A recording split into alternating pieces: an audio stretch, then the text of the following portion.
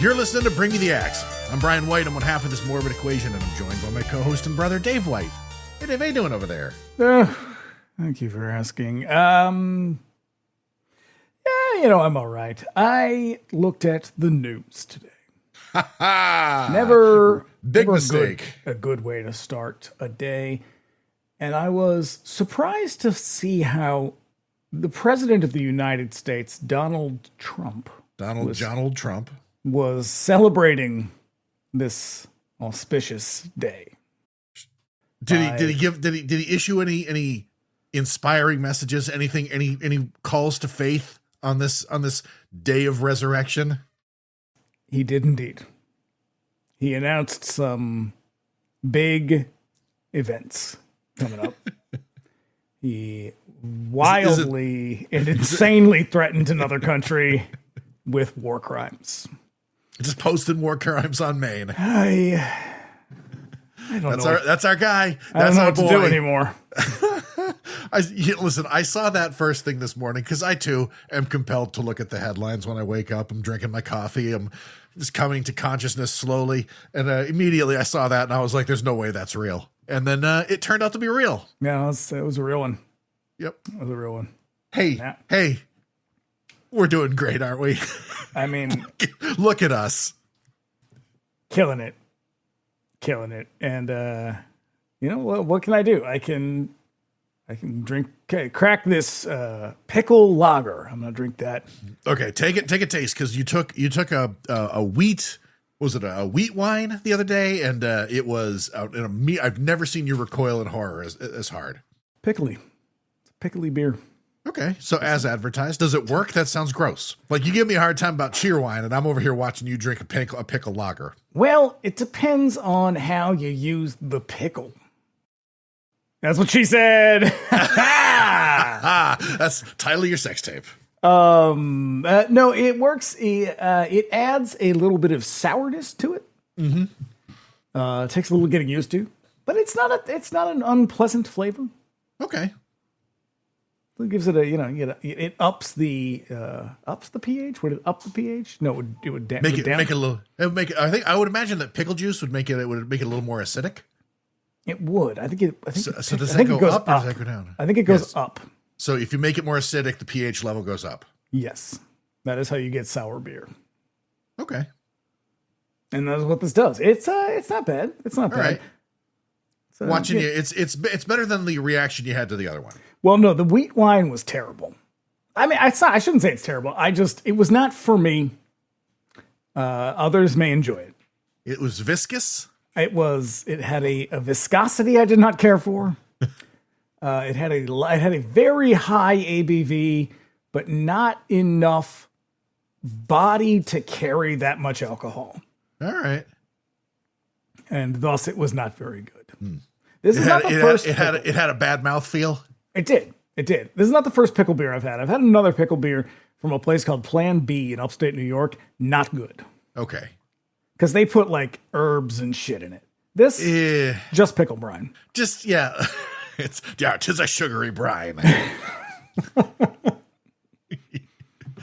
So we practically grew up in neighborhood video stores, and the steady diet of utter garbage that those shops provided us with continues unabated to this day, and there's no one else I enjoy chopping it up with more about trashy movies than Dave.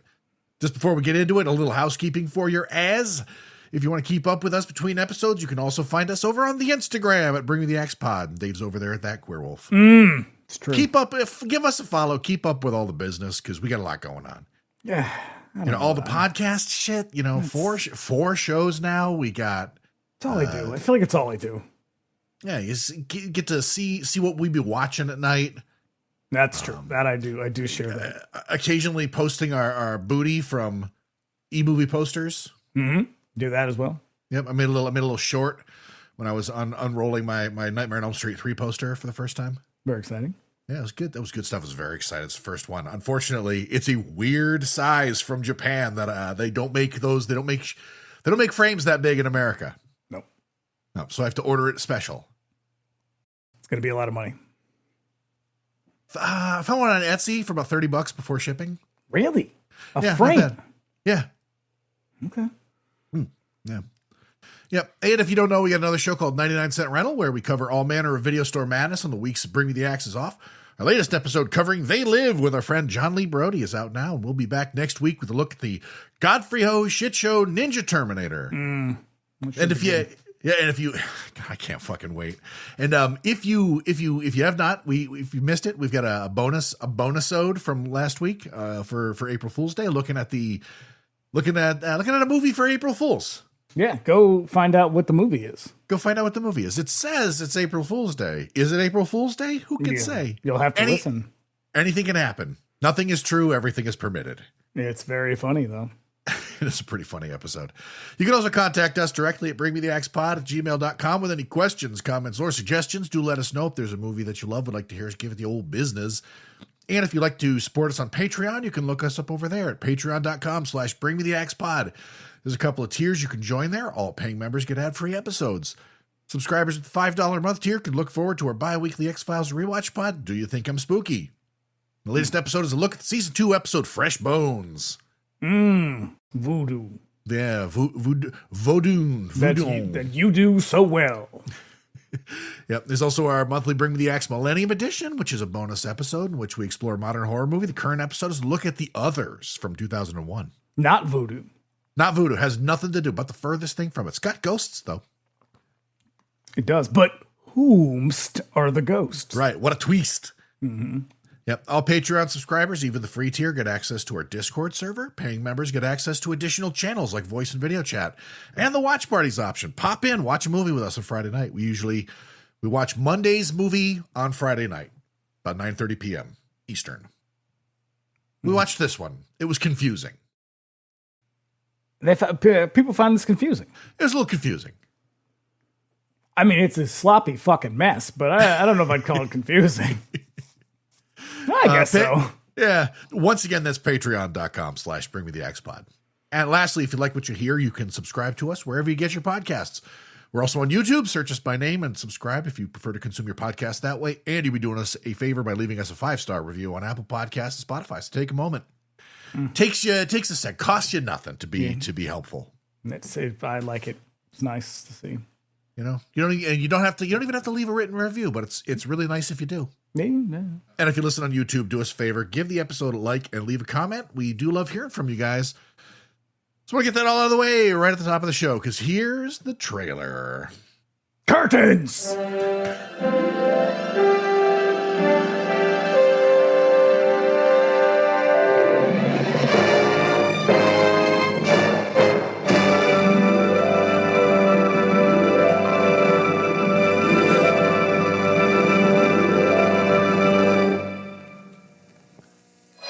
Behind every curtain, someone is waiting.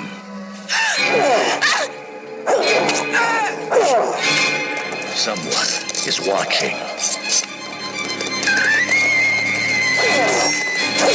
Someone is hiding.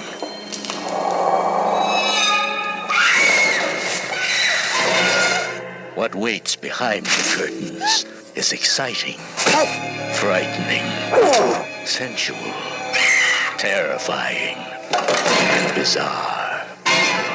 Curtains reveal what you expect and what you don't.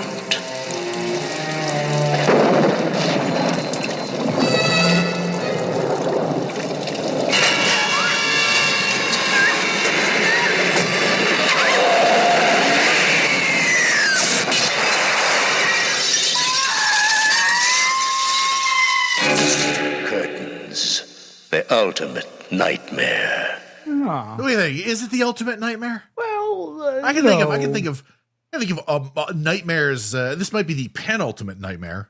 Yeah, this is more like, what if we made a movie and we just let everybody direct?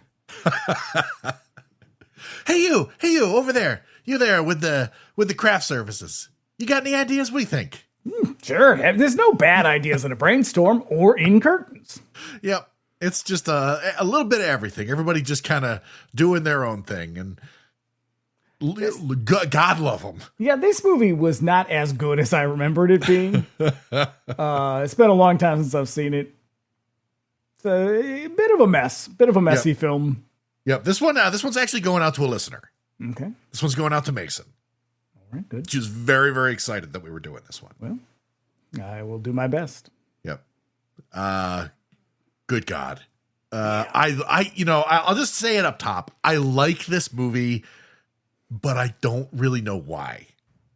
I think it is because it's a vibe, I think. It's a vibe thing for sure. Like, it is so weird and it is so nonsensical.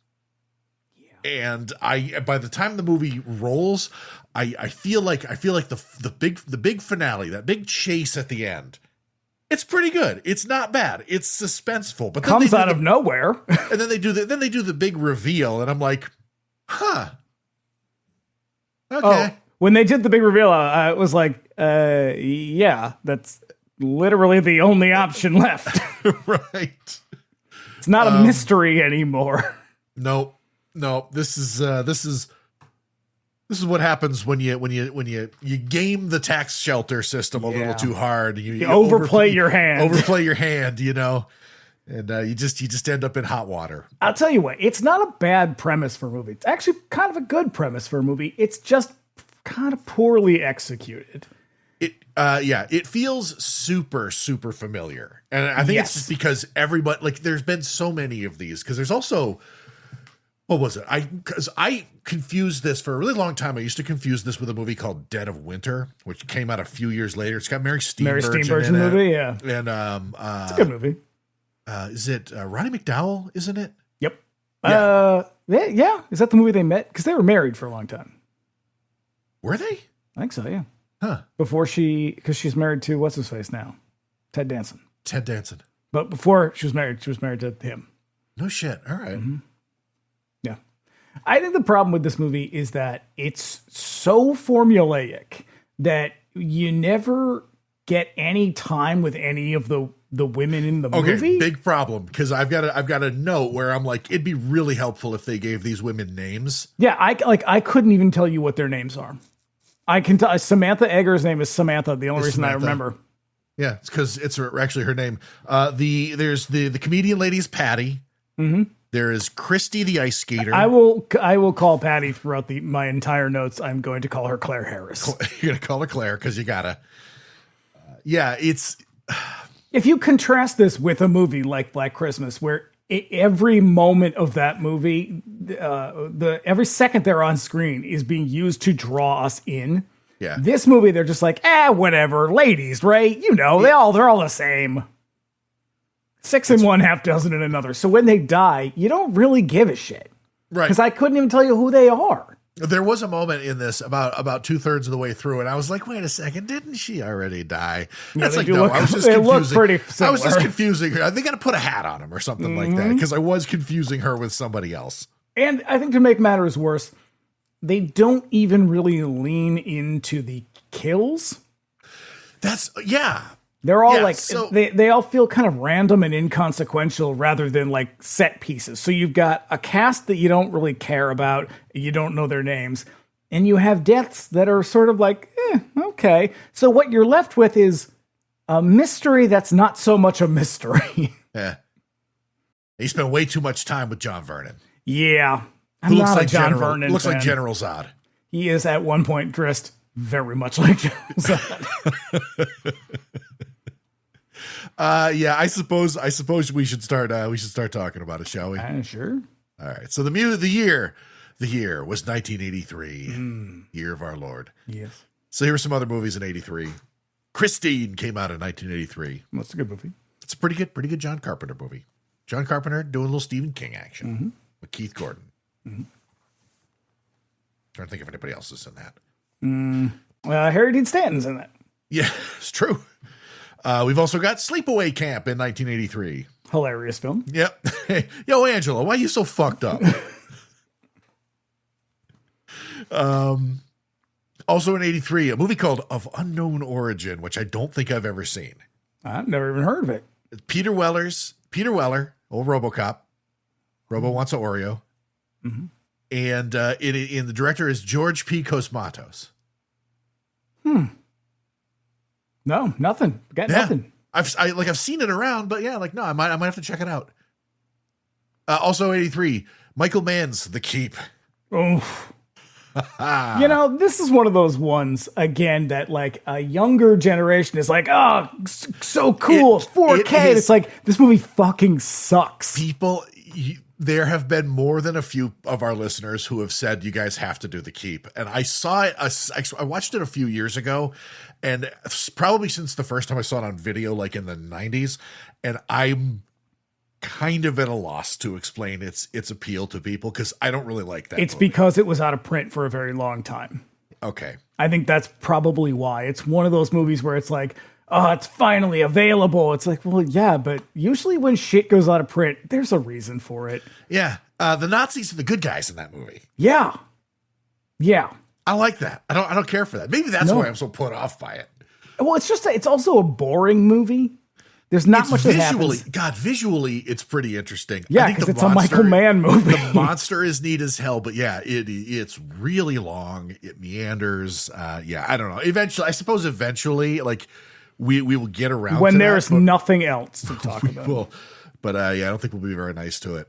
But closing out 83, one that I think we can both agree on is pretty good. The Hunger. I do like that film. I like The Hunger. You get some David Bowie. I don't love it, but I do like it. David Bowie. We get Catherine Deneuve. Mm-hmm. We get Susan Sarandon. She's a weird choice, but fine.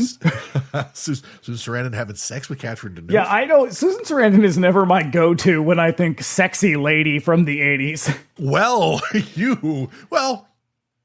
I mean, listen, that movie made quite an impression on me. She goes for it. She's all in, and she does a great job. Everybody does a great job in the movie. Even David Bowie, who's not much of an actor. Yeah, everybody was trying to put David Bowie in their movies for a while. It's because he is aesthetically interesting. Yeah. Like I understand what he's doing in The Man Who Fell to Earth. Yeah. You know, it's like they were like, oh, let's do Stranger in a Strange Land. And while we're at it, hey, what's David Bowie doing? Cocaine? Awesome. Bring him in. Yeah. No, I mean, he doesn't add much other than he is an attractive man. Yeah. So our cast and crew, we got a director. Kind of. We have two directors, actually. Let's my notes are mostly about that. So I'll try to keep it on track here, but it's kind of hard to talk about this one director without talking about the other director or directors, depending on who you ask. Is it Ciupka? I think so. I think that's how you say his name.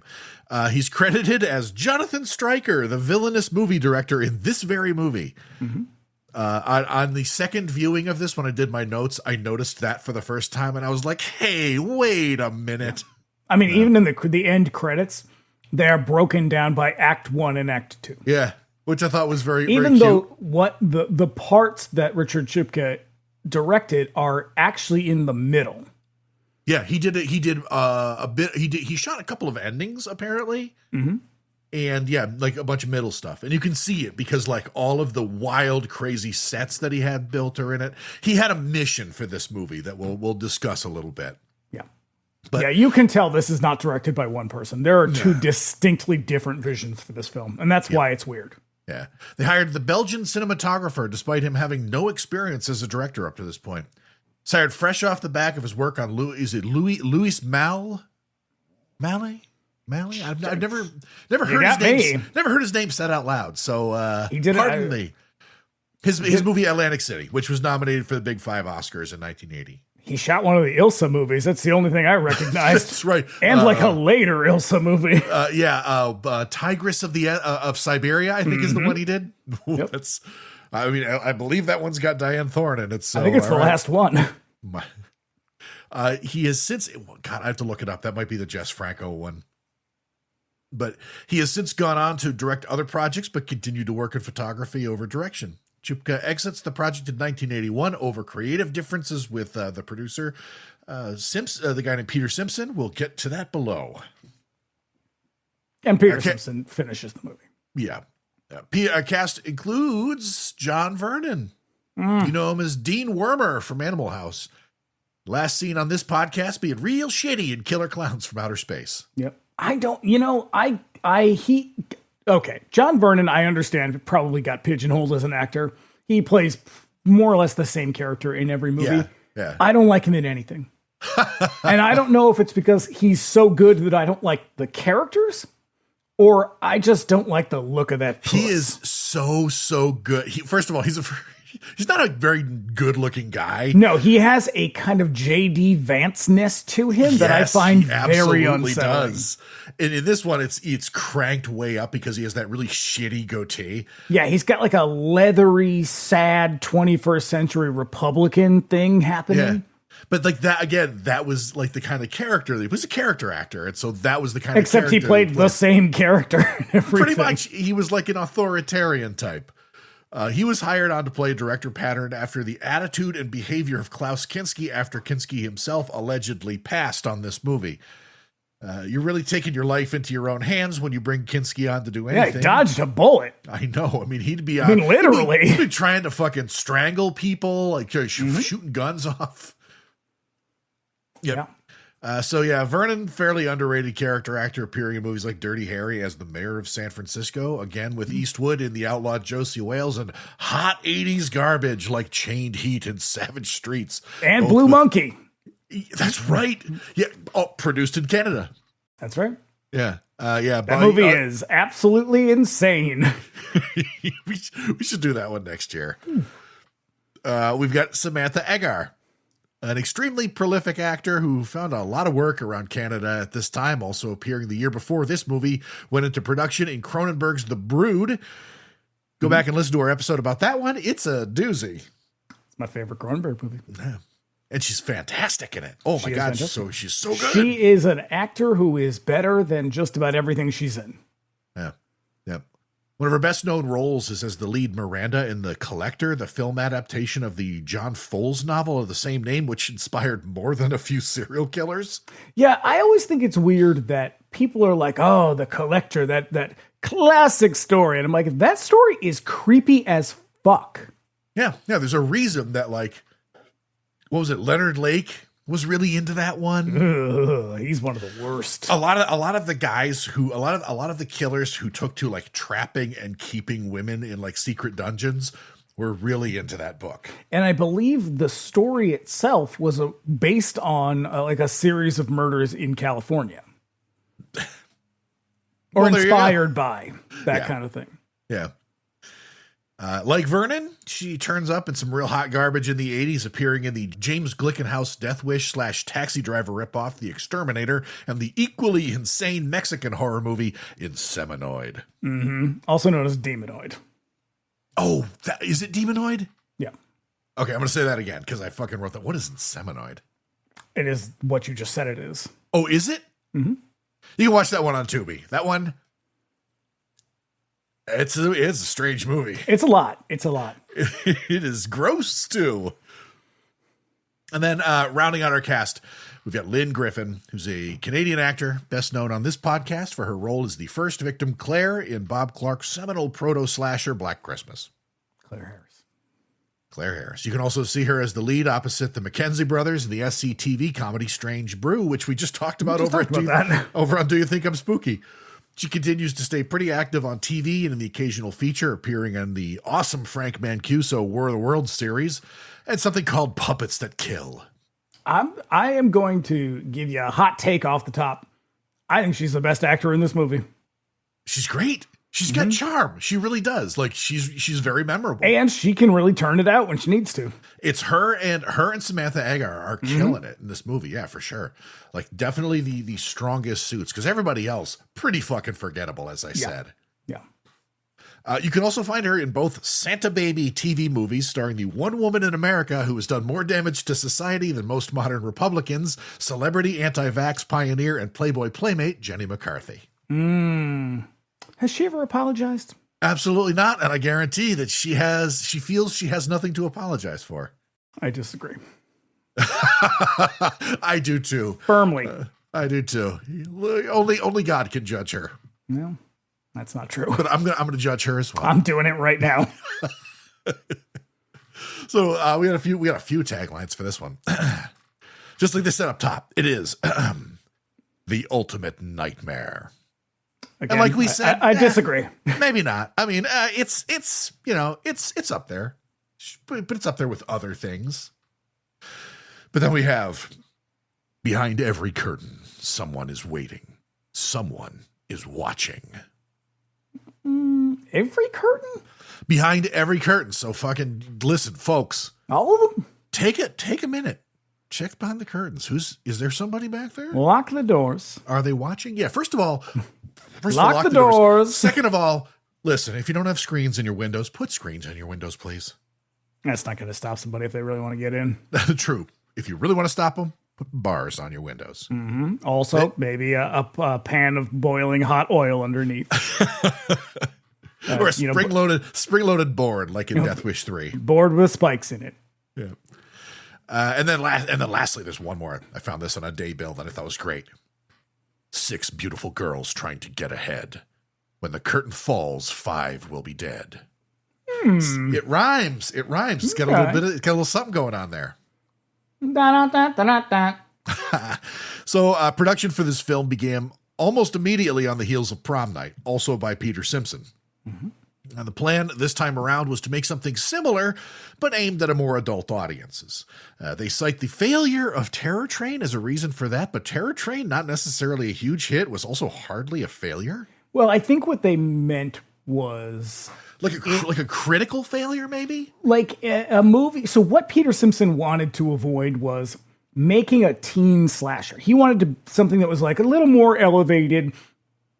He didn't want what the other guy wanted, but he wanted like just something that was like an adult, like not an adult movie, but like a movie for adults, not a teen slasher, not a horror movie for kids, something that was a little more mature.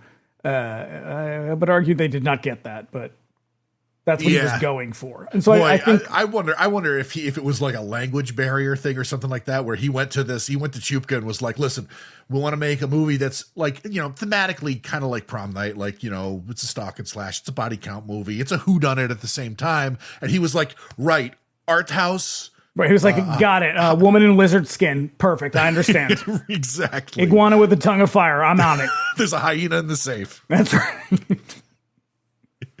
Spoiler alert, no hyena in that safe. I watched the whole thing. That is, listen, that's false advertising. Mm-hmm. Well, if that's the case, then they're all false advertising. The ocelot with the bloodstained lips. Mm-hmm. The Red Queen kills 7 times. Ooh, that's my favorite. Is it? That's a fucking strange one. I love that one. Yeah. Super gothic. It is. Boy, is that one convoluted. Oh, yeah. For reasons unknown, likely money, interest, and availability, they brought on cinematographer Richard Ciupka to direct in spite of him, as I said, having 0 experience directing. Mm-hmm. Though I would imagine it's not much of a leap. The cinematographers, DPs, they work very closely with directors. I think in order to be a director, you have to have a larger vision and an ability to see a larger picture. And sure. I'm going to say he does not have that. No, because as we find out, he sinks a tremendous amount of the budget into the production design. Like he wanted into this the movie, fucking house, like the interior of the house to look, and it looks great. I think those sets are fucking fantastic. But yeah, he had a very definite vision for this, and it was distinctly Italian. Yeah, he wanted to make a giallo. And the thing is right off the bat, he starts butting heads with his producer. This in his mind, adult-oriented whodunit became like basically an arty body count movie, and I think the inspirations are very obvious in this one. Dario Argento's Deep Red, first off, yep, and a much deeper cut, Mario Bava's $5 for an August Moon. I can see it. He also cited it's a bunch of sexy young people in a very remote location when they all get knocked off. He also cited 10 Little Indians as a main influence, which makes a fuckload of sense. That's all of them. Because that is the core of the genre. It's like, well, that's what I mean is like, he wants to make something new and original, but it's like, well, then why did you go to what is arguably one of the most formulaic genres of all time? Like, I know. They're all based on one story. Yeah. Yeah. Yeah. So Ciupka filmed this movie, artsy, European. He brought on production designer Roy Forge Smith to create striking Art Deco sets consistent with an Italian giallo. Smith was best known at this time for working with the Monty Python crew on The Holy Grail, but this was not what Simpson wanted. Tensions on the set were so tight that even the cast didn't think that they were going to finish this movie. and they were right. Yeah, they pretty much almost didn't. Yeah. They mostly didn't. Yeah. Ciupka managed to put together about half of the movie as it was originally written before splitting to get the fuck away from Peter Simpson, then sat on the shelves at Simcom for a year before Simpson subjected it to rewrites, reshoots, and even recasting an entire character. Which is a problem because, I mean, for a number of reasons it's a problem, but if you're trying to capitalize on Prom Night in the slasher boom, you have now, if they had followed through and finished it, they would have done just that. But they didn't. They put it on a shelf, so by the time they dig it out and do all the reshoots and all the stuff in post, they've missed the slasher boom, and people aren't really that interested anymore. Especially if your movie's not very good. Yeah, as we talk about it in that sleepaway camp episode, like 1983 was really the year that the wave had receded, like fully. Like there's a couple of slashers released that year, but not many of them are terribly remarkable. Sleepaway Camp is remarkable for all the wrong reasons. Mm-hmm. So like there's just not much going on. Also, because this movie, by the time it comes out, half of it is like 3 years old, and it looks 3 years old. Like this is a movie that is very much a 1980 slasher movie. And then to keep it consistent and keep continuity, they have to sort of like keep all those old fashions and that sort of like 1979, 1980 look. Like this movie just feels very anachronistic, even though it's only a few years old. And you can tell where it's like starts and stops, like where each person contributes, because it's a very different visual style. Yeah. And it's a very different aesthetic. You can tell who shot the end of this movie because it's not the person who shot the middle of the movie. And there's some weird touches that I think that they use to go like, no, this is a very modern movie. And it really sticks out to me. Those touches are cassette tapes. Mm-hmm. Because there's two very conspicuous shots. Yeah. And it's just all where it's like a hand starting a boombox, a hand pushing like play on a cassette player in a car. It's like, look, isn't this very modern? No. No, it's not. It's very, very weird. But yeah. So what was it? Originally the character of Brooke, who is the sort of like the veteran actor of the bunch. Cause like of these like 6 women that they brought in, one of them is known for being an actor. And the others are just like a musician and a dancer and a stand-up comic, maybe. Yeah. It's emphasis on maybe. Yeah, the original actress for Brooke was a woman named Celine Lomez, being replaced with Lynette Thorson as Brooke for this one. And so, yeah, if it feels like 2 movies glued together by a desperate editor, boy, I fucking would hate that job. For them to bring in, like, here's 2 separate sets of reels. Please make a whole movie out of this. And I will say, to his credit, he did a decent job. Oh, yeah, he lands the plane for sure. It's a film. There's that. I will say, this movie probably stands out in people's minds because of The Mask. It's The Mask. The Mask does a lot of heavy lifting in this by Greg Canham, who we just did all the makeup effects for Lost Boys and like a shitload of other stuff. He's won Oscars. The guy's fucking great. Go back and listen to that one because we talk about the special effects in that one quite a bit. I'll say it's a cool mask. It's a very unsettling looking. That's the thing is like that is the one thing that I think they really understood at that point was like, if you're going to do this, the mask has to be memorable. Because I think when this came out, I think Friday the 13th had been out. Like they had Friday the 13th had been out for a few months, but they had shot the mask scenes, I think, before. I can't remember. I think the mask might have been Peter Simpson stuff. Really? Maybe. Because it's kind of hard to tell. I think maybe it comes in around the middle. Okay, so maybe that was the Ciupka stuff. But it is. I mean, it could have been. It was probably heavily inspired by like Halloween.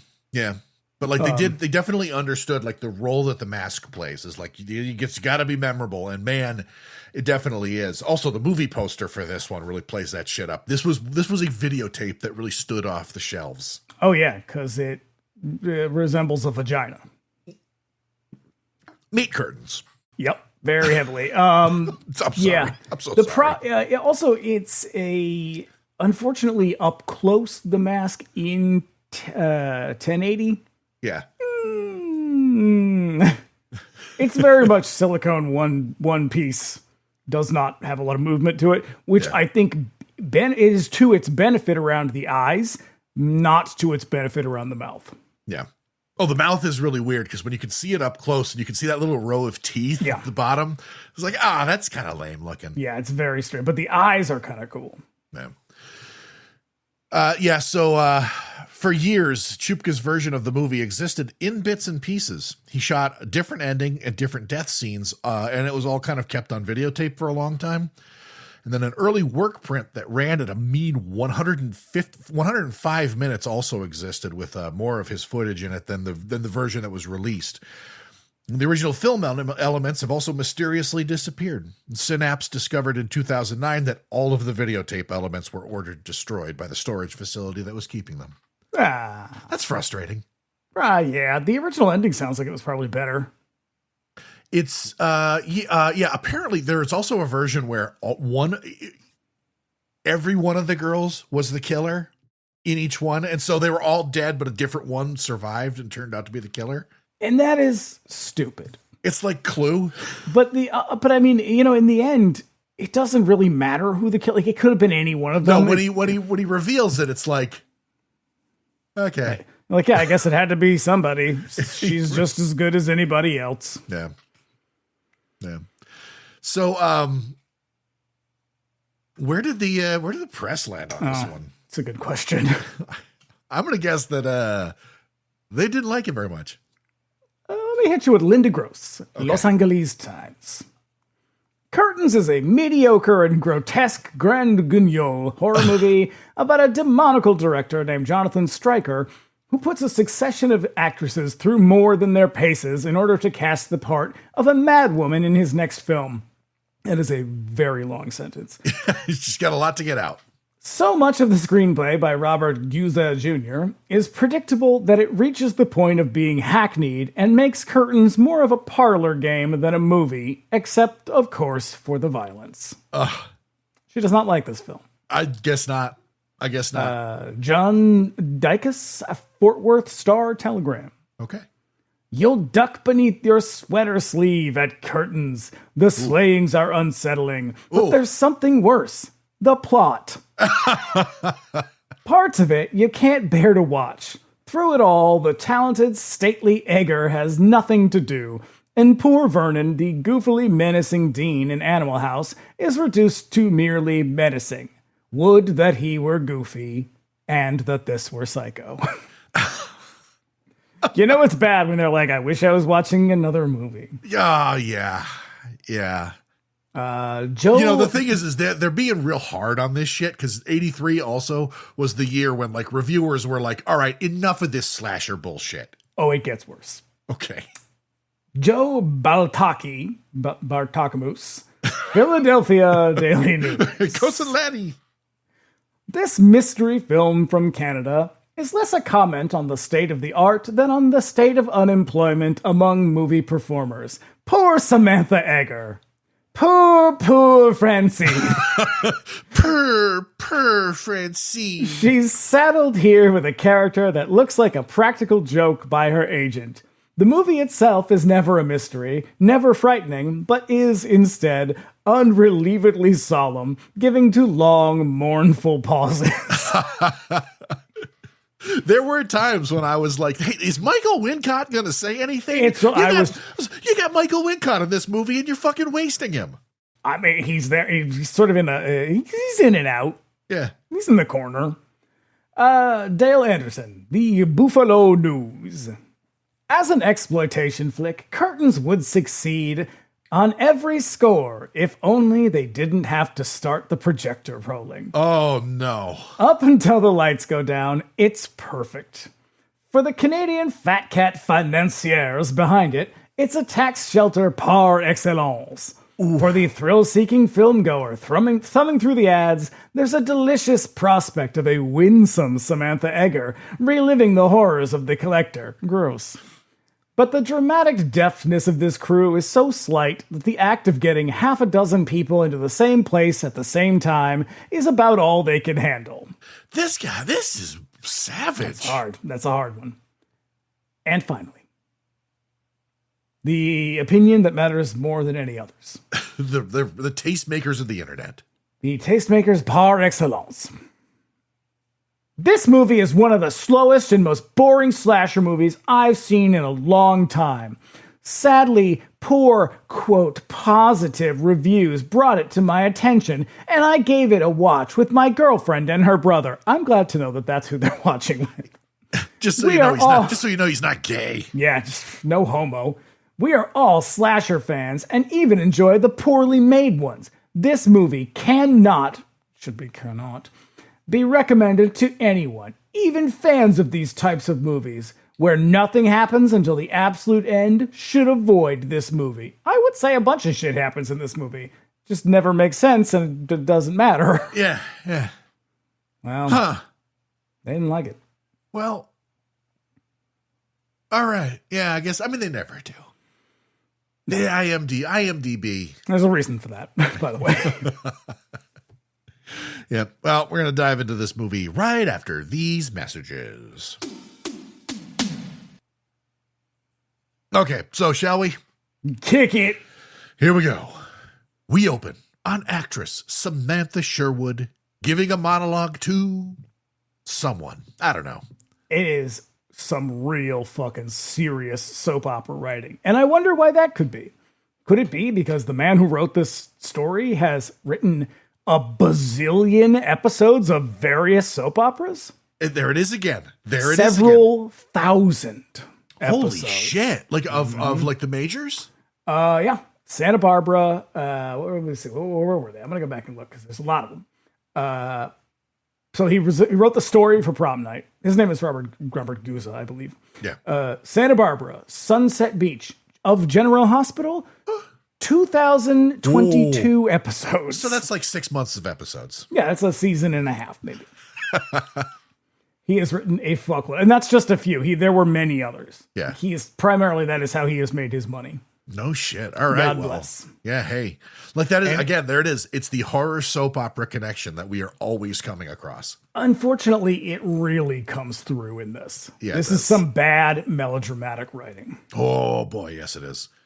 So, like the Michele Soavi movie Stage Fright, I am dying to know what Audra is about.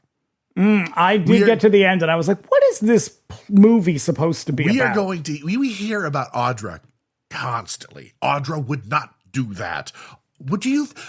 Stryker, do you think Audra would be like this? It's like, what the fuck is it? Take a moment and illuminate me on this shit. Is it supposed to be like Rebecca?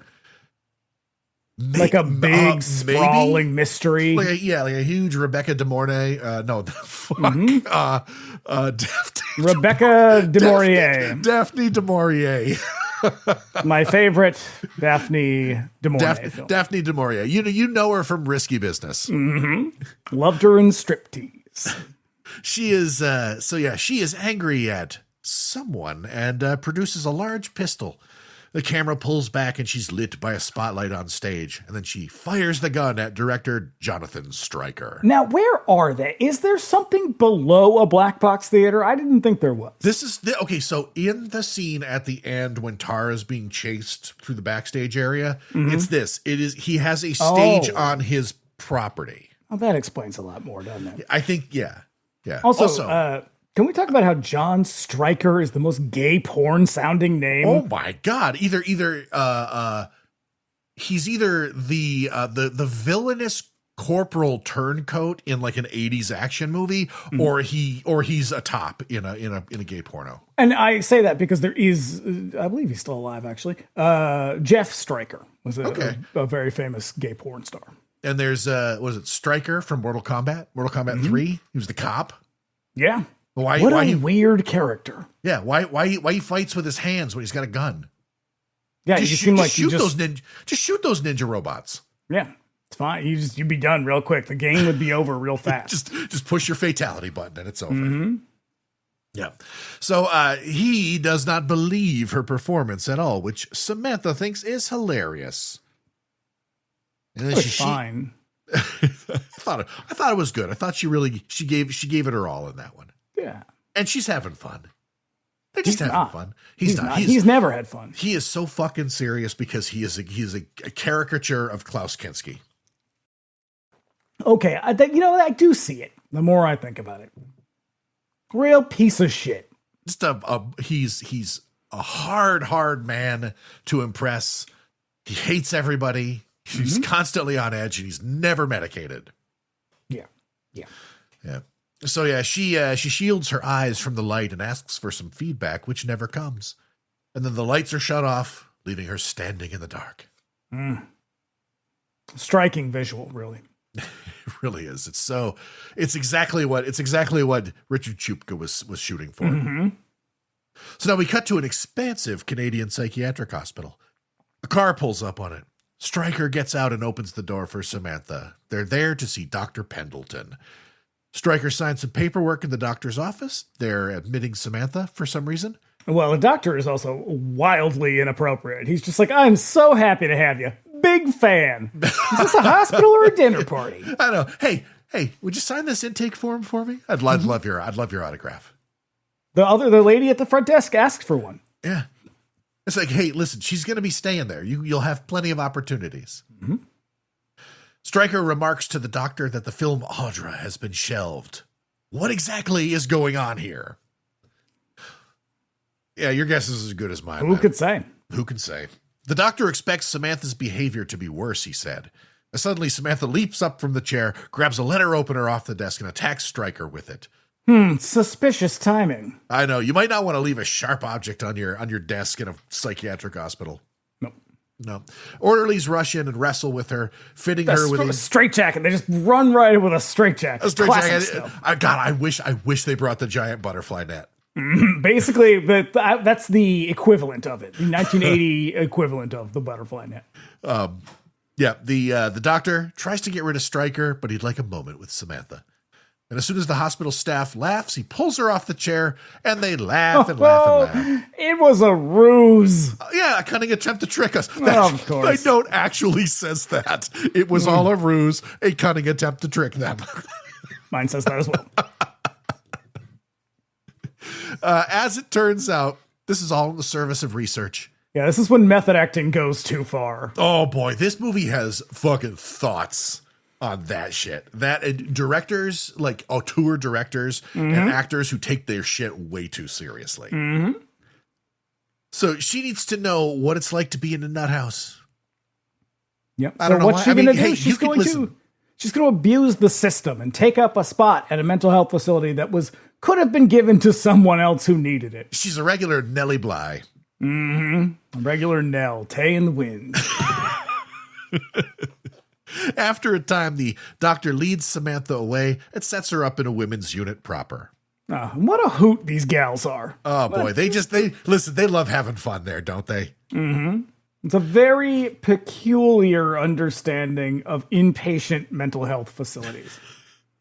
It's being presented as like kitty cut follies, but they've all got a tickle monster. They do. They're all just like, when in reality, what mental health facilities are, it's just like people shuffling around in like Tweety Bird pajamas and like begging to go outside for a cigarette. Yeah. When I worked at the hospital, most of them just wanted their a moment to have a cigarette. That was all anybody gave a shit about. And sometimes they wanted painkillers. But not here. No, here. They want to laugh. Here they are stark raving mad.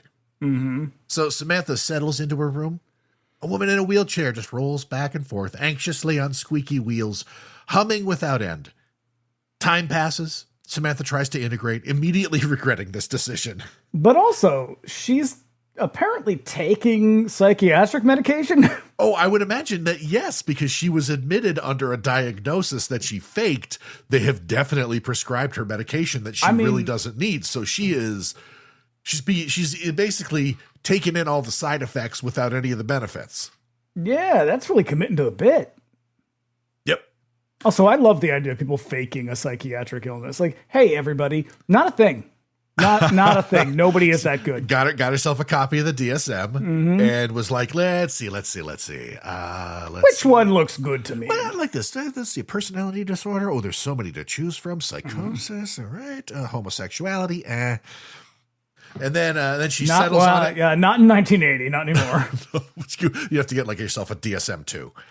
But but then she sort of like takes notes of all the criteria and then does all of them to the letter in order for the doctor, who goes, yes, you are obviously genuinely crazy. I did think it was suspicious that you kept doing them right after I suggested it, but who am I to question you, a famous lady? Yeah. The wheelchair lady fucks with her while she does a puzzle in a common room with the other women just going out of their minds. And they're all in there just like babbling and doing the thing. Pretty much, yeah. Twisting their hair up and shit. Oh, hooting and hollering. Yeah. Samantha is attacked suddenly by the wheelchair lady who, by the way, doesn't actually need a wheelchair to get around. Her legs work fine. She lurches at Samantha in the doorway and tickles her. And at first, Samantha is so amused, so pleased, and then it goes on a little too long. Yeah, I didn't like it. Stryker comes to visit her. Is she actually going crazy in here now? Nope, that's not how it works. In her room, a woman shoots upright in her bed screaming, "It's a madhouse! A madhouse!" And then she is returned to the room in the next scene where it appears they have done brain surgery. Listen, what kind of facility is this? Listen, ma'am, you scream too much. We're going to take out a part of your brain. Well, she's a lady. There's a lot of parts of this movie that are just like ladies, am I right? She's hysterical. She has the hysteria. And so the ladies all watch TV and a movie comes on starring Samantha and they point and laugh. And it was around this point when I was like, God, this is some real like made for TV direction. Like the whole thing has this very like amateur-y quality to it. Yeah. Because he had no idea what he was doing. Well, he had some idea what he was doing, but he didn't know how to direct a movie. No, for him, his all of his cues were taken from Argento and Umberto Lenzi and Mario Bava. And so like, I guarantee I would not be taking cues from Lenzi. that like from that point of view, like being a DP and like a cinematographer, I guarantee he was just hooked up on like the look of it all. Cause like giallo, they have a look, you know, it's the thing that makes them what they are. And so I guarantee like he spent far more time like trying to nail down the aesthetic, the vibe of the movie than he did like how do I tell a coherent story? Cause this period like of the movie goes on for quite a while. Oh, and it just drags. And it's really hard to tell how much time has passed. Or what they're doing or why. Yeah. So Stryker visits again. Samantha is looking vacant and haunted. And he tells her that he likes the look. It'll be great for the movie. Audra, the film Audra. More maddening shit goes on. The screaming lady is dragged away by orderlies in the night. Time passes. It's unclear how long Samantha has been in here. The screaming lady now lies silently in her bed, her head wrapped in bandages. Stryker visits again. Just like McMurphy in One Flew Over the Cuckoo's Nest. Right. Yeah, like they just took her away and were like, listen, this bitch is annoying as hell. Let's give her a lobotomy. Well, that is kind of how it used to work. Stryker visits again, but Samantha says nothing this time. She simply stares. He leaves without a word. Cut to a shot of today's issue of Variety, and Stryker is kicking off production on Audra, finally. The role meant for Samantha is up for grabs. Casting to begin immediately. That rat. So Samantha sits in the visiting room, but Stryker never arrives. That bastard. So curtains open, literally, on a photo of a woman burning. Cut to that woman. I mean, like a photo on a fireplace, not a photo of a woman on fire. I want to be clear about that. So now we cut to that woman doing a stand-up set at a packed house. She's killing it, telling the crowd that she's going to a casting sesh. 6 actresses go into the same house to audition for the same part. Sounds like a lot of fun if you like bloodbaths, she says. Yeah, no, she's a real bitches be crazy. Because then she's just like, would I suck dick for this role? Sure would. Ba-dum-bum. It's like, what? Yeah. These are jokes. That was, well, no, that's the part that she does in the middle where they're like, what would you do for the role? The lady's like, I'd fuck him for the role. And she's like, I don't know. I'd do a little song, a little dance, tell some jokes. I'd suck his dick, I guess. And then like, they all fall out laughing. But yeah, you can tell this was written by a man. Oh, good God. Yeah. A man who does not think much of women. Yeah. That's how they all get ahead in the movie industry. And he knows because he's in the industry. That's right. That's right. He's, well, I mean, you know, to the extent that soap operas are. The industry. So apparently, yeah, that's Claire. Mm-hmm, Claire Harris. And she's apparently she wrote all of these jokes herself. And this is like at an actual like open mic night at some comedy club.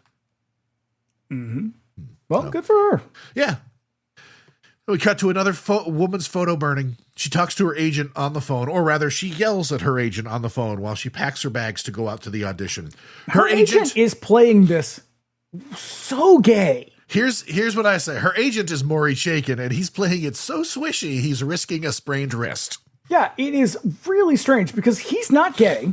Nope. He does not know. He's not known for playing. He's a character actor, not known for playing gay characters. But he's like, you cuckoo head. Yeah, hey, listen, Brooke, just go out down there. Boots the house down, baby. God damn it, you stole my joke.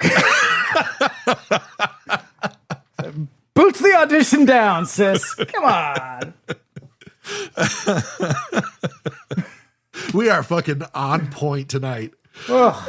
Yeah, I don't get it. Maybe his own agent is gay and this is just how he perceives the character. He prefers his homosexuals flaming. Oh, so we cut to another burning photo.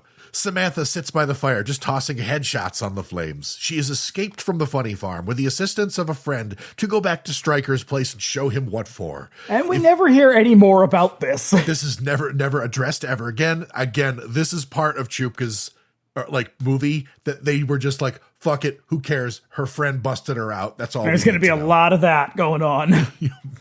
Yep. She says if he thinks he can cast all these younger women in her place, he has another thing coming. So at another house in Canada, a lady sips champagne in a bathtub while a dude sneaks up on her house. It's a real weird. There's going to be a lot of insane tone shifts in this movie. This is one of them. This one is them. Hard tone shift. So she gets out of the bath while he's outside slipping on some black gloves and pulling a stocking over his head. Mm-hmm. Very bird with the crystal plumage style. Mm-hmm. The lady gets out of the bath and gets ready for bed, which apparently also involves putting on a full beat. Well, gotta look good. Listen, you never know when you're gonna need to face the public. Mm-hmm. Always have the makeup on. Yep. Dude watches her get ready from the window as she takes the Audra script and heads to bed. She pours herself a little more champagne. But who drinks champagne alone? She's got something to celebrate here apparently, or she's just got to get ready for what happens next because oh boy. So drinks a little more champagne, but before she can drink it, the dude attacks and throws her on the bed. They struggle as he rapes her, but when he's done, she starts laughing. This is what you might call a love game. Yeah, and hey, I'm not going to kink shame anybody if that's your thing. Hey, look, if it's all above board, everybody's. It's discussed. It's consensual. Hey, have fun. A little weird though to just throw it in a movie like this. No context. Nope. Nothing. Nope. They do this, but apparently this scenario is getting boring. He suggests the classic pizza boy scenario as an alternative, which doesn't seem like much of a comparison to what we just saw, but hey, what do I know? And she's the pepperoni gets stuck to my ass. I was like, sharing sex with the pizza? Because I don't think she's doing it right. They're literally fucking on the pizza. Yeah, but she says that, and it's like, nah. Yeah, it's real zany. Yeah. This rape fantasy that she's having is zany. And again, not going to kink shame. Listen, you be as zany as you want. Look, hey, get it. Yep. Just go out there and get it. The guy who plays her boyfriend, very Canadian dude named Booth Savage. Wow. That also sounds like a porn name. It's in the running to unseat Dick Warlock as a great Hollywood name. Zap Rouse Tower. Also, for some fucking reason, there's a creepy ass doll on the floor next to her bed. That looks like it's made of human skin. Yeah. Yeah, but And it again, has like haunting, hollow eyes. When I saw that, I was like, okay, deep red. Yep. So the next day, she drives up to Stryker's place in the rain. It's a winding road, treacherous. But she stops the car suddenly when she comes upon what looks like a little girl just standing there in the road. Look, it's a hard no. You either drive around, maybe Or you drive over it. Just drive through. Yeah. Whatever you do, it doesn't involve getting out in the pouring rain to investigate a doll in the middle of the road, Canada or no. No. Also, this movie is supposed to take place in New England. And I think because there's a scene coming up. I think it's supposed to be in New Hampshire. It actually looks, I was going to say, it does looks like sort of mountain look country. like New Hampshire. Yeah. So some of it was, I think most of it's filmed in Ontario. It's in Toronto, around Toronto, yeah. But they wanted to film it in Vermont because Vermont had like a huge snowfall. Yeah. And then by the time they got there to start filming, All the it snow had had rained melted. very heavily and the snow had melted. And they were like, son of a bitch. Yep. Back to Ontario. So she gets out to check it out, and it turns out to be that goddamn doll from her room. Yeah, lady, throw that doll away immediately. Just go back to your car, run it over. You got no need for it. You're too old for dolls. So she touches the doll's face gently, and it suddenly grabs her arms, and the fingers dig into her arms. She looks at her car, and somebody gets in and drives at her, and then suddenly she wakes up in her room. But her boyfriend is gone, Booth Savage. Oh. She gets up to look for him in the dark, but does not find him. Instead, she finds someone wearing a hideous old lady mask. And then the old lady mask person stabs her over and over and over, and then leaves, taking the doll with her. Who could this killer be? Well, it's one of 6 people. The killer is one of 12. Exactly. The police are blundering in the dark. God damn. Cut to a couple more ladies. That'd be really helpful if they took a second to give them all names, but I guess we'll find them out later. Yeah, a lower Chiron would be great. Give me a lower third that's like, this is Tara. Mm-hmm. Yep. One of them rides in a limousine. The other one walks. Then we cut to a gas station attended by a 12-year-old, apparently. Who's already a fucking creep. Yeah. Patty, the stand-up comedian lady, is digging around in her car looking for her wallet. So the kid takes a minute to ogle her ass and make a lewd remark about how she might pay for the gas, if you know what I mean. Yuck. Yep. This is why I thought it was New Hampshire. He's wearing a shirt that says Mount Washington, New Hampshire. Oh, Yeah. okay. So yeah, I'm claiming it.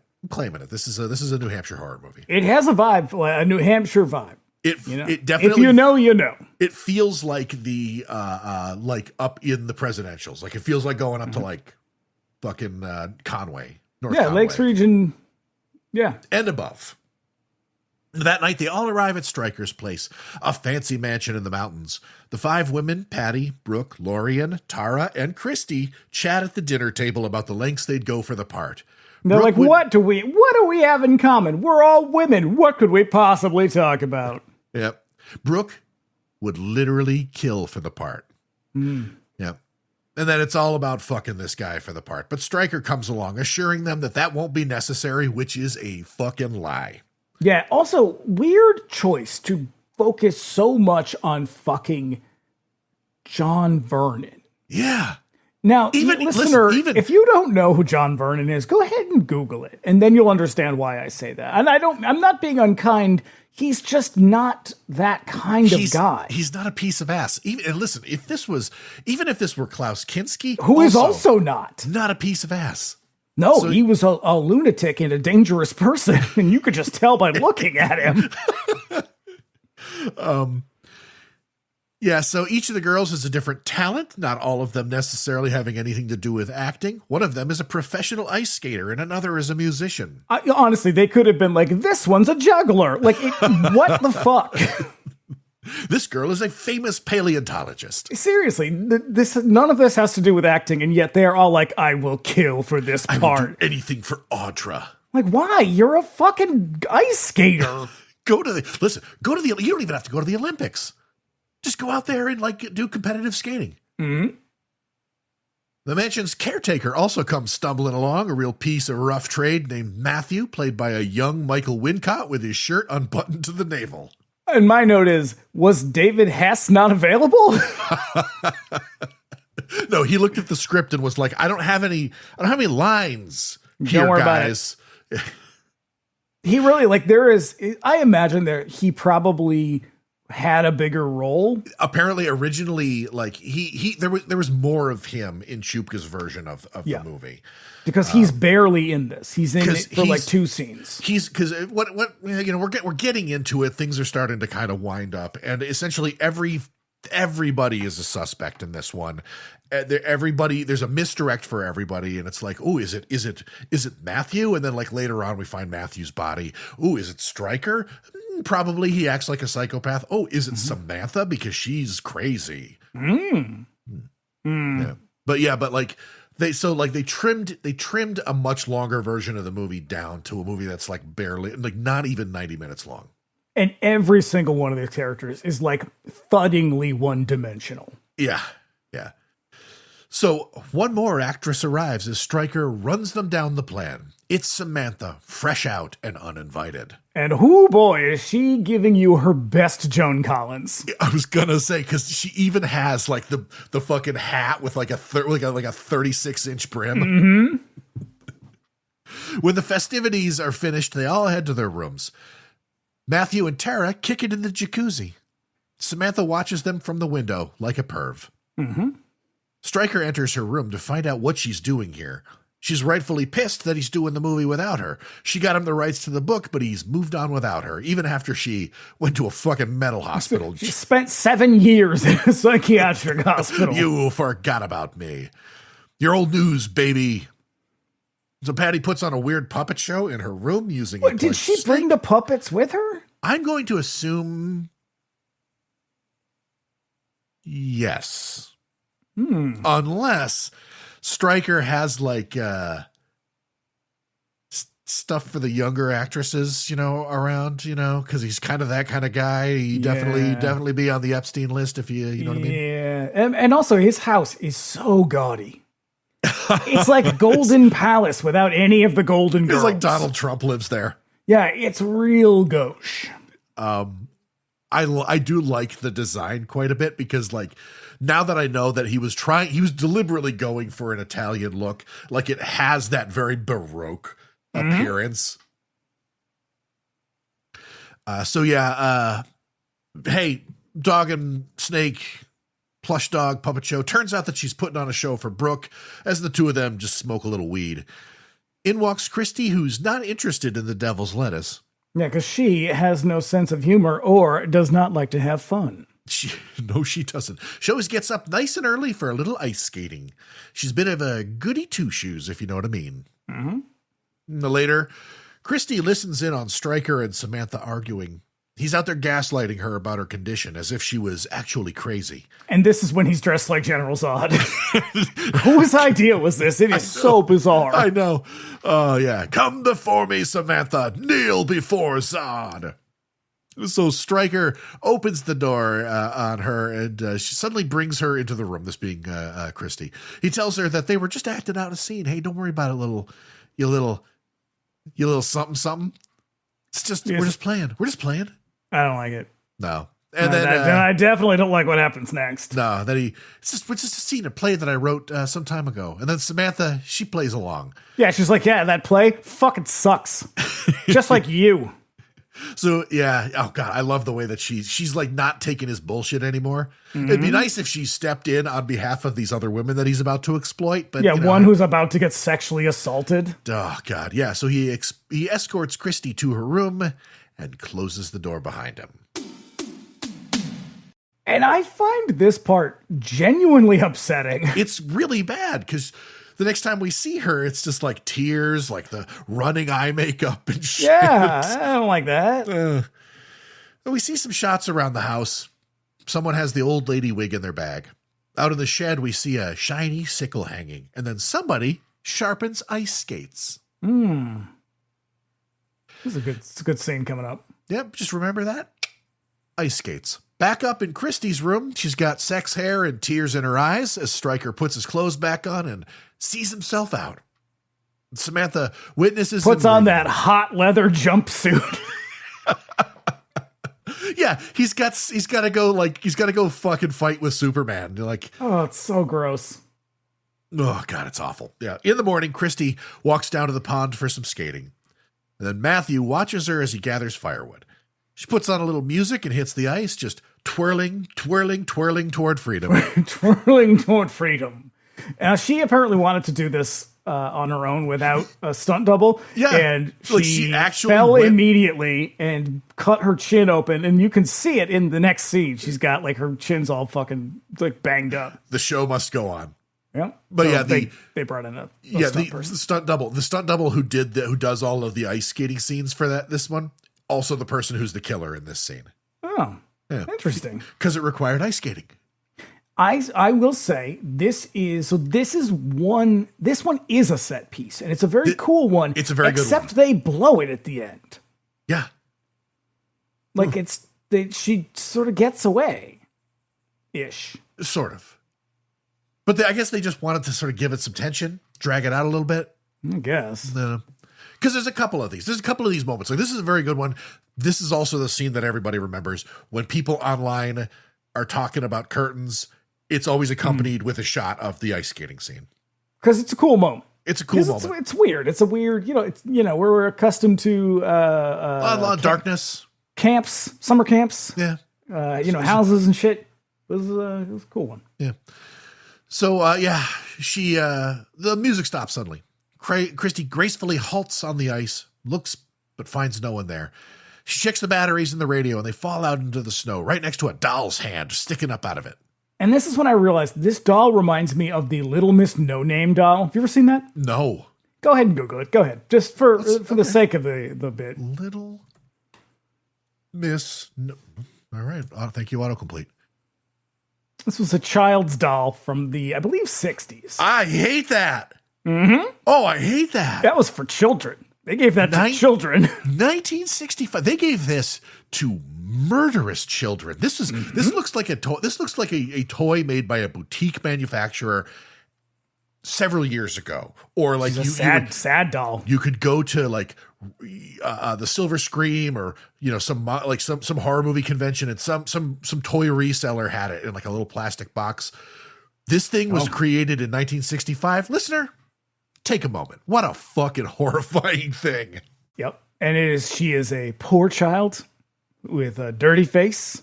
And giant haunted eyes. And she's got she's seen too much of this world. Dressed in a burlap sack.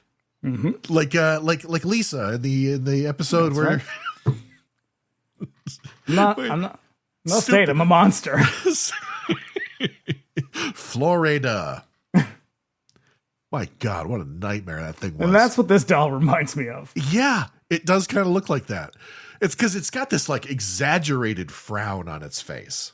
Yes, and very strange eyes. The eyes are almost a little bit recessed. Yeah.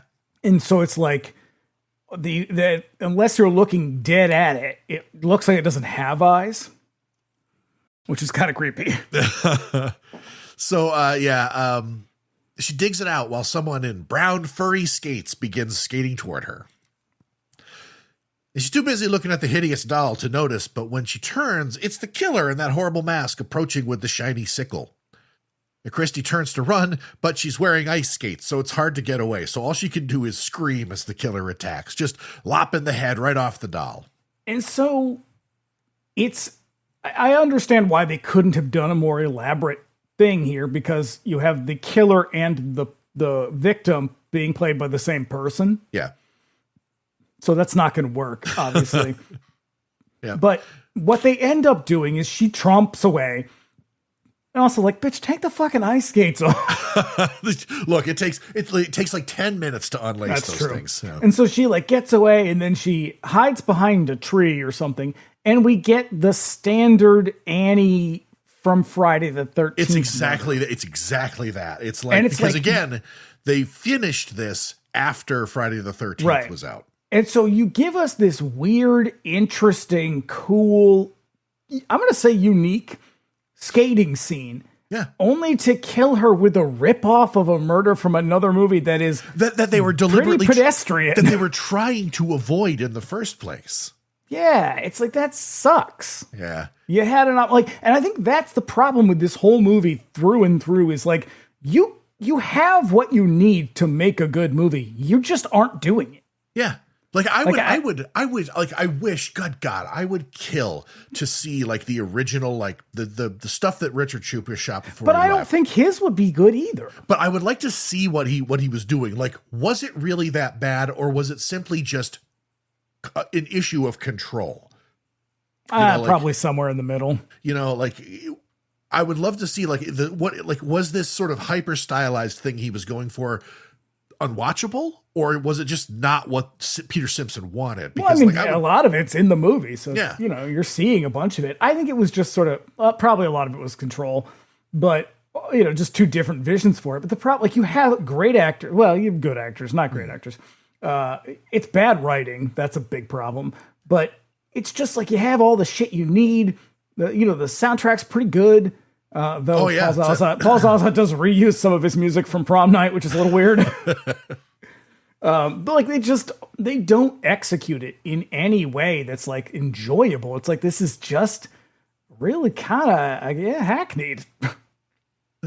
So the killer stabs her once, but Christy knocks her back with the doll and flees into the forest. She stumbles through the snow in her skates, injured, and comes to rest against a tree. And the killer reaches around and cuts her throat with a sickle. And also, they never commit to a weapon either. Yeah. There's even a kill scene coming up where you don't even see the weapon. It's all simply implied. Yeah, that's the other part. Like I said up top, is like they don't even lean into the violence. You know, it's like if you're not going to do story driven and stylized, what are you going to do? Because it's not even this. It's like you just half the kills take place off screen. Or if they take place on screen, they're really tame and predictable. And so it's like, you're not giving us anything. Not really. So back at Stryker's place, he stares out the window while the girls wait to audition, maybe. Brooke asks if anybody's seen Christy, and Stryker says that she left. She left a note saying that she was leaving. Sure she did, buddy. He says she couldn't handle it. I was like, couldn't handle what? Being around you bitches? Nothing's happened yet. couldn't handle another night in this house where you might just... let yourself into her bedroom. Oh, God. Yeah. Samantha barges in to be part of the audition. She and Stryker begin arguing about acting, and they do some improv scene. He tells her to make herself ugly for the scene and throws her the killer's mask. And in this scene, she has one big eye for some reason. It's so weird looking. It is a little weird because, like, she doesn't look like that in other movies. No, I think it's just the angle that she's being shot at, maybe, but it's like, it looks like she has one big pulsing, bulging eye. One big bulging eye, and the other one's kind of a little squinty. Mm-hmm. Yeah. Very strange. Yeah. So, this makes you wonder, is Stryker the killer? Might make sense. This dude fucking sucks. So she puts the mask on and he tells her to seduce him. And then he yanks the mask off and turns her toward a broken mirror on the wall. Remember that this face is a mask too, baby. Yeah, I guess directing is just verbally abusing women. I mean, hey, okay, listen, we just did The Exorcist, and yeah, if history is any indication, kinda. But he's also like, seduce. You have to seduce me, but you can't use your voice. You can't use your mouth because you're wearing a mask. You have to use your eyes. Also, but you can't see your eyes. Listen, bitch, don't touch me either. Yeah, like it's just, he just sucks. So elsewhere, Matthew drinks vodka and hops on a snowmobile, riding out into the woods as the killer watches from the shed. Oh, also, if I were Samantha, I would want an explanation for where this mask came from. Right. Like, where did you get it and why? Yeah, like, you just have this thing kicking around the house? Yeah, like the mask doesn't move. Nope. The Stryker surprised Patty suddenly as she reads the script. He kicks a footstool towards her, and she moves from the comfortable wingback chair to the footstool while he paces around her. She tries to laugh at him. Which one's Patty? Claire Harris. Oh, okay. This is when Paul Zaza reuses the song from Prom Night. Yeah. In this case, I would imagine that like they came back to get, like, they basically needed more music from him. Yeah. And he was like, not available. Well, sorry. and they had already paid for it, so whatever.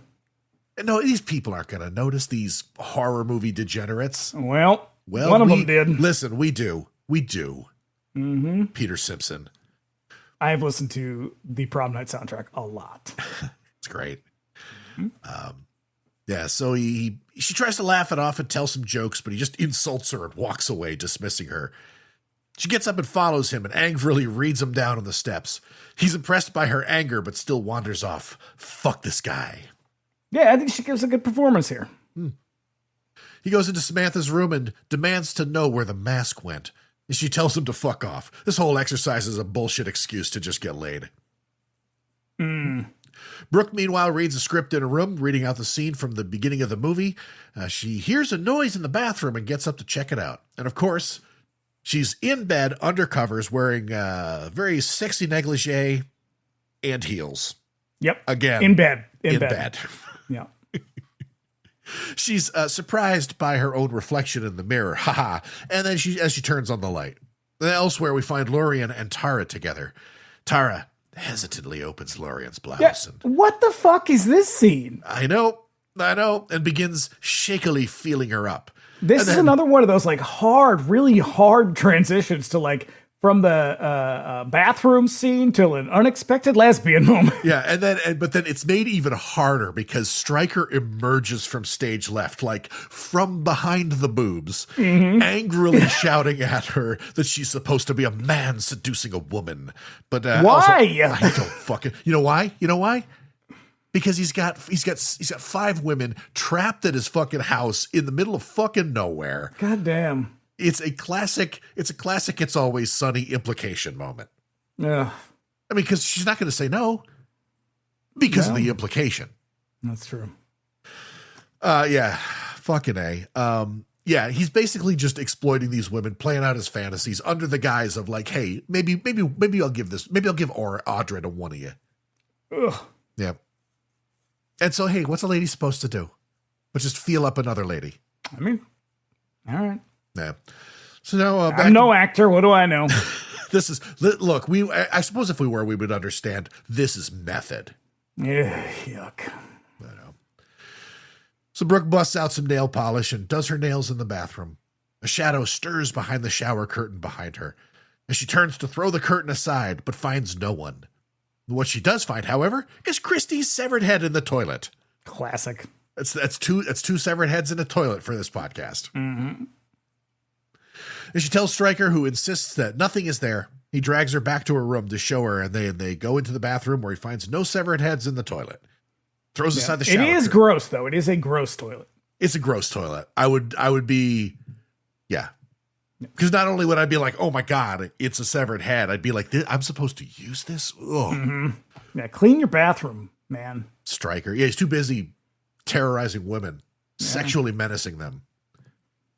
Yeah, he throws aside the curtain, revealing nothing. Then he opens the toilet, finding it empty. It is disgusting. Mm-hmm. Pulls her hysterical ass in bed, and then they make out. I've no idea why these ladies are falling all over themselves for this guy. Exactly. Yeah. Lorian and Patty talk about the scene we just saw. Patty thinks that Brooke's breakdown was a play. She's acting like Audra. Don't you get it? Oh, and Matthew disappeared too. He is also acting like Audra. Because, yeah, maybe he wants the part. Everybody does. Everybody wants Audra. Samantha goes to check on Brooke and finds Stryker in bed with Brooke having a smoke. Yeah, post-coital J.D. Vance cigarette. Just a apple-cheeked baby. Oh, gross. oh. Yeah. They lock eyes and she leaves. Back in her room, she remembers the conversation they had about Audra, about how she was born to play this part, about the lengths she went to research the part, and how he left her to rot in that hospital. And this movie is really working overtime to make us think the killer is Samantha. Yeah. In the dance studio, we find Lorian in her leotard, just dancing it out. Just thank God they found a way to cram a dance number in. The camera pulls up real tight on her face as she's suddenly grabbed by the killer's black-gloved hands. We don't see what happens, but it sounds like she's being stabbed. And this is where you could tell they reached a point and they were like, okay, we got to pick up the fucking pace here. Again, this was probably Ciupka. You know why? Suspiria. Mm-hmm. Or Pieces. Or right. Just smoking pot and having sex on a waterbed all Another night. classic of the genre. Stryker, dressed like General Zod again, gets ready to leave Brooke's room. Brooke questions him, sure that she got the part, because she fucked him and all. She wants to know that if she's like Audra. But here comes the killer, or rather a killer. No gloves this time. Mm-hmm. They enter Brooke's room with a gun and shoot the two of them. We can see the hand holding the gun. It has red nail polish, just like Samantha has. Brooke and Stryker fall out the window, and then for some fucking reason, Stryker's body swings around to the room below and crashes through the window. So I need to know how the physics of this work. It's like he got caught on the curtains on the way out. Yeah, it's kind of like it's an all for you, Damien moment, but without the rope into the room below. Yeah. Tara turns around looking for help, but finds no one. She runs outside to the cars, and because this is a horror movie, the cars won't start, or at least one of them won't start. She doesn't try the others. Mm-hmm. She finds Matthew's body face down in the fountain with a sickle stuck all up in him. When did that happen? Doesn't matter. Doesn't matter. Don't fucking worry about it. She runs. It turns out it happened a little after he went out into the forest on the snowmobile. So apparently the scene where he goes flying through the window, that was originally supposed to be Matthew's death. Okay. Or maybe it was supposed to be, they were supposed to go through, I don't know if it was supposed to be his death. Maybe it was supposed to be Stryker and the other lady's death, but they were supposed to go through the window on like what's the thing he's riding? The snowmobile. Yeah. They're supposed to do that. But they obviously still doesn't make sense. Nope. No, but they were like, hey, these Friday the 13th movies got a lot of people going through windows. Mm-hmm. We should do that. Very popular. Yep. So she runs to the stage, the last place you want to be, since that's where the killer's been hiding out this whole time. Now, this whole thing, though, this end chase scene, because we are at the end, and up to this point, we haven't really seen anything like this. It is tonally and aesthetically very different from the rest of the movie, and it just drags on. It's like it goes on. Here's the thing. I agree it's a little too long. I don't not like it. No, it's fine, but it's like it suggests that there's like something about her that's different, but yes, it's not. It just sort of gets to like maybe they were like, you got to pad the runtime here because this movie has no final girl. This is them kind of doing that. Yeah, even though it just doesn't work. We have spent zero time with her up to this point. Yeah, I couldn't tell you who she is. Yeah, like Jess Franco's final girl in Bloody Moon is like a vastly more compelling, and we spent like just about the same, and that's a terrible comparison. Yeah, I mean, I said I'd like to say she'd be a decent final girl, but I honestly can't even tell you what her name is. Yep, Tara, that's her name. So yeah, there's some false scares here. Mannequins hanging from the ceiling for some reason. So many of them. Got a whole fucking collection of them. Mm-hmm. She hits the lights and wanders around, finding a prop taxi that she mistakes for a real car. And then the lights flash on the car. We see the killer in the mask sitting in the back seat. It's a decent shot. It's a good shot. She wanders through a room with a bunch of mirrors in it, and the killer leaps out and attacks with a knife but misses. Tara runs and finds a door, but it's locked. She backtracks. Bunch of jump scare shit happens as the killer recovers and continues to stalk her. Killer turns a corner and attacks, thinking they found Tara, but they first found a mannequin that kind of looks like her. Tara leaps. Weird. Tara leaps out, shoves the killer, who falls and hits their head.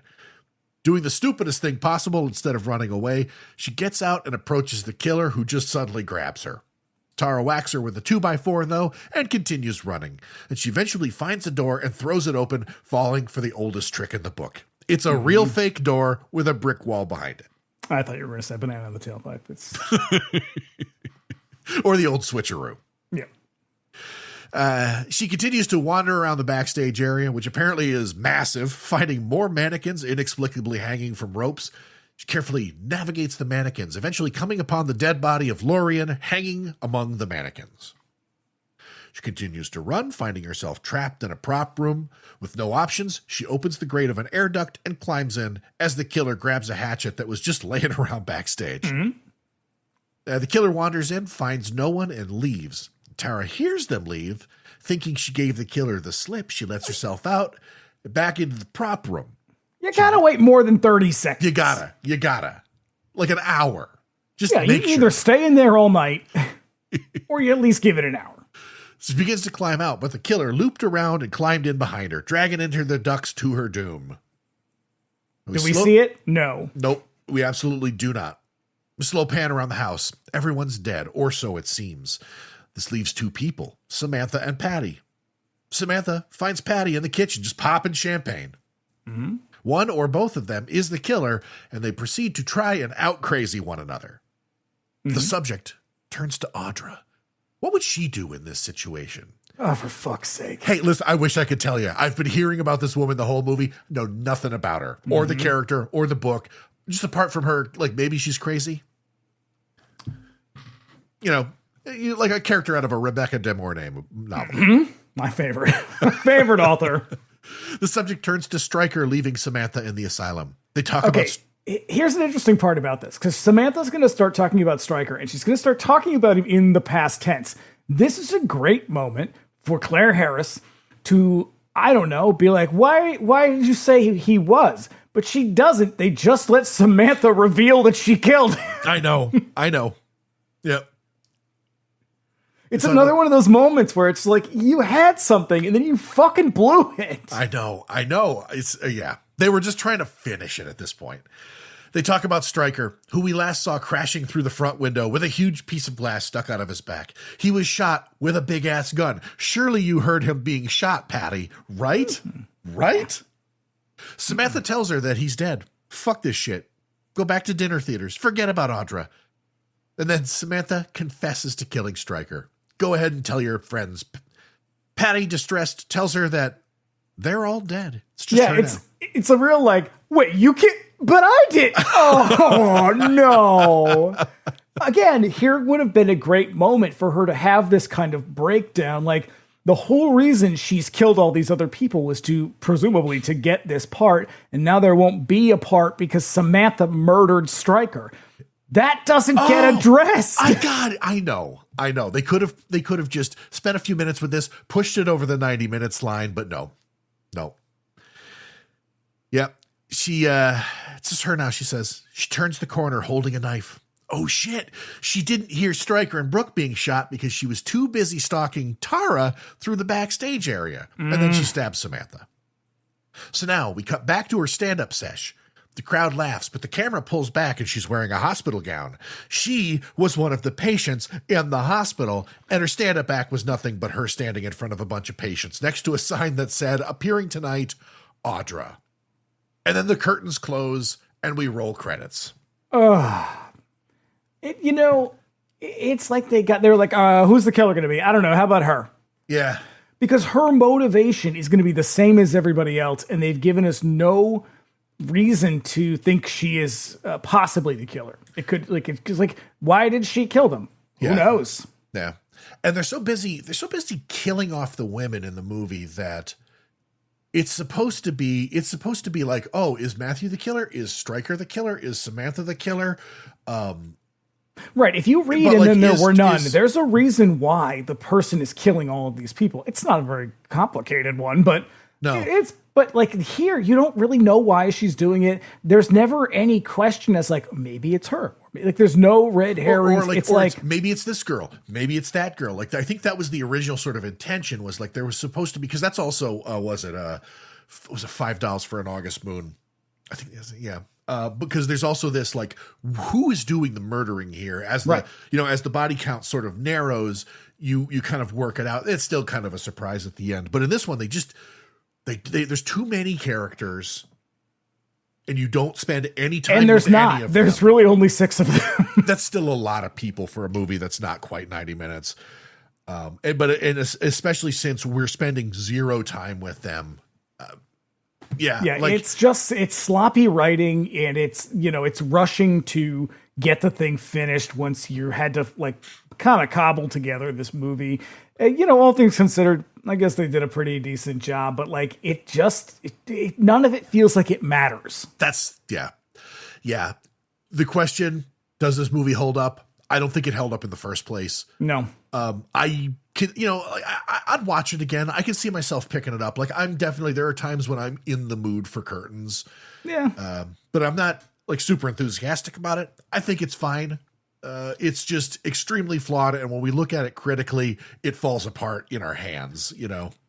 Yeah, it's the other side of the tax shelter that we don't really talk about too often. It's like, what about the ones that were really not successful at all? Yeah, because as we have mentioned in some of the tax shelter movie episodes, like there were a fuck ton of tax shelter movies, which is eventually why they were like, maybe this 100% rebate is a bad idea. And some of them are made by people who were genuinely talented people, and some of them are curtains. I would say most of them are made by people who actually did not intend for the movies to ever actually get released. But yeah, like the vast bulk of them, like every now and then you get a Prom Night. But for the most part, it's curtains. Yeah, for sure. Which, ironically, by the same producer. Yeah. You know, you could do worse. You could do worse. It's got some very compelling scenes.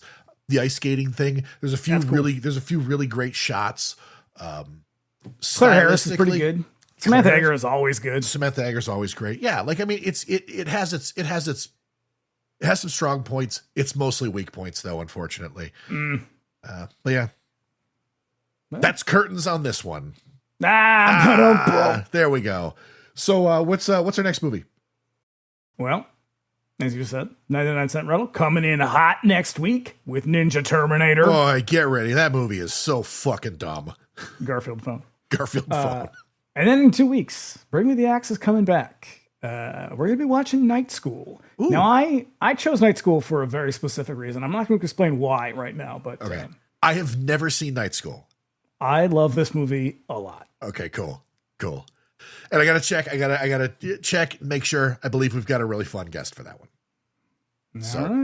So all right, be back here next week for Ninja Terminator, and we'll see you in 2 with our very Bostonian horror movie, Night School.